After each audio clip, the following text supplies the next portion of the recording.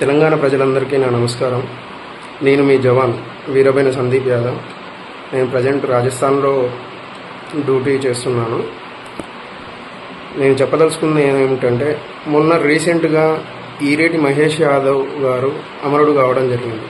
బార్డర్లో అస్సాంలో మంచుకొండల మధ్యలో అనారోగ్యం పాలైపోయి కొట్టుమిట్లాడుతూ ఆయన తుది శ్వాస విడవడం జరిగింది. అయితే మన జవాన్ కుటుంబానికి కానీ వాళ్ళకి రెస్పాండ్ కానీ గవర్నమెంట్ ఏ విధంగా కాలేదు, ఏ విధంగా సహాయం చేయలేదు. ఎందుకోసం ఇలా జరుగుతుంది? జవాన్లతో కూడా పాలిటిక్స్ ఎందుకంటే as a colonel Santosh Babu గారు అమరుడు అయిన రోజు ఇదే రాజకీయంగా కావచ్చు, గవర్నమెంట్ ఏ రకంగానైనా కానీ వారి కుటుంబానికి 5 కోట్లు ఇవ్వడం, గ్రూప్ 1 జాబ్ ఇవ్వడం, ఇల్లు కట్టివ్వడం, అలాంటివన్నీ జరిగినాయి. హైదరాబాద్లో ప్లేస్ ఇవ్వడం, ఇవన్నీ జరిగినాయి. కానీ ఈరోజు ఈరేటి మహేష్ యాదవ్ అనే జవాన్ ప్రాణానికి 1% అంటే 1% కూడా అందులో ప్రియారిటీ ఇచ్చింది లేదు. మీరందరూ గమనించగలరు ఈ విషయాన్ని.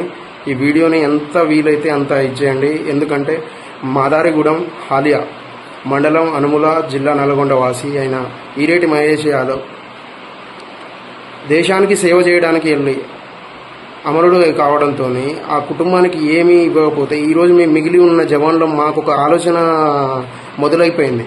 ఒక భయాందోళనకు గురి కావాల్సి వస్తుంది. అంటే బార్డర్లో పాకిస్తాన్ వాళ్ళతో భయం కావట్లేదు, మాకు ఈ రాజకీయ నాయకులతో భయం అవుతుంది. ఎందుకు భయం అవుతుందంటే, నా తోటి జవాన్కు ఇలా అయితే ఆ కుటుంబానికి వెన్నుదన్ను నేను ఉంటానని చెప్పే ఒక్క మనిషి లేకుండా ఈ తెలంగాణ రాష్ట్రం ఇట్లా ముందుకెళ్తుందా అని భయం అవుతుంది. రేపటి రోజు నాకే ఇలా జరిగితే నా కుటుంబానికి అండదండలు ఎవరు అనే విషయంలో భయం అవుతుంది.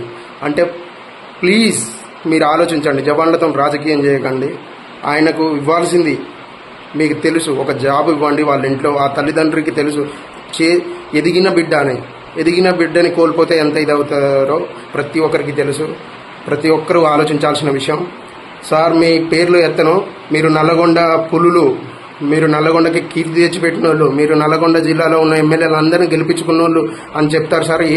ఏ ఆపద ఉన్నా కానీ మీరు వెంటనే అటెండ్ అవుతారంటారు. ఈ రోజు ఏమైంది సార్? అదే నల్గొండ జిల్లా, ఉమ్మడి నల్గొండ జిల్లాకు చెందిన ఈ ఈరేటి మహేష్ యాదవ్ గారికి ఇలా జరిగినప్పుడు ఒక జవాన్కి మీరు చేసిన న్యాయం ఎక్కడుందో ఒక్కసారి చెప్పండి సార్. ఒక్కసారి ఆలోచించుకోండి. జై జవాన్, జై కిసాన్.